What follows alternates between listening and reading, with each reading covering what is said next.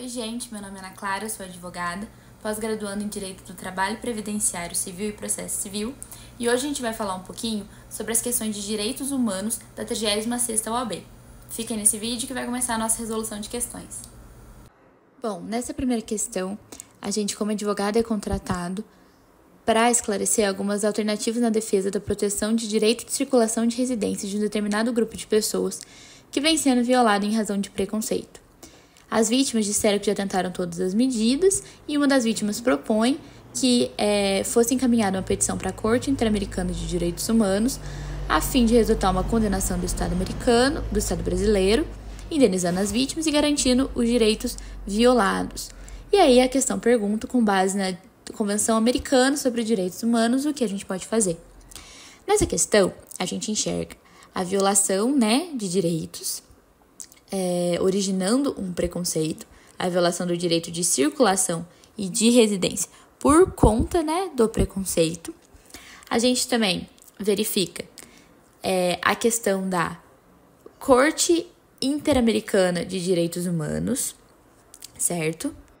E também temos a questão da capacidade postulatória dentro dessas cortes de maior instância que tratam acerca dos direitos humanos.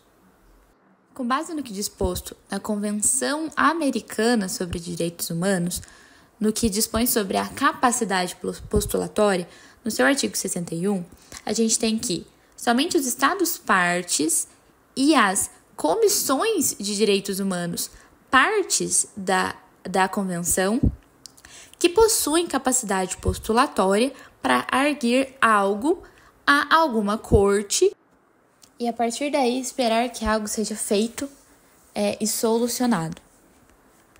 A partir daí, entendemos que as partes não podem peticionar a corte e que elas precisam peticionar para uma comissão, que seja parte daquela corte, que tenha capacidade postulatória para arguir a corte e que, no caso, seria a Comissão Interamericana, da qual o Brasil faz parte.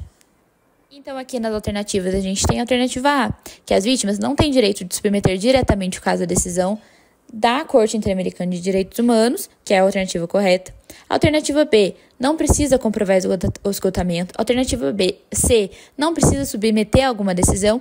E a alternativa D, uma vez que o Brasil não reconhece a competência, ele reconhece a competência. As vítimas só não terão, portanto, capacidade postulatória. Nessa segunda questão, a gente tem o prefeito de uma cidade determinando que uma escola que atende as crianças das comunidades indígenas da região, que todo esse processo educacional fosse realizado exclusivamente na língua portuguesa.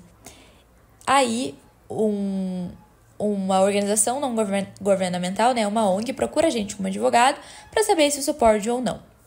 Os conteúdos do ensino fundamental, os conteúdos fundamentais, nesse âmbito, não falando ensino fundamental, médio, infantil, mas o conteúdo fundamental, ele é avaliado totalmente dentro da Constituição Federal, assim como a proteção dos direitos das comunidades indígenas. Essas duas proteções, inclusive, são tratadas no mesmo artigo, o artigo 210 da Constituição Federal. Ele trata do mínimo necessário, para que a educação do Brasil prevaleça, o mínimo necessário para o ensino fundamental, certo? E ele também trata no seu e trata também no seu parágrafo 2º a respeito dos indígenas em específico.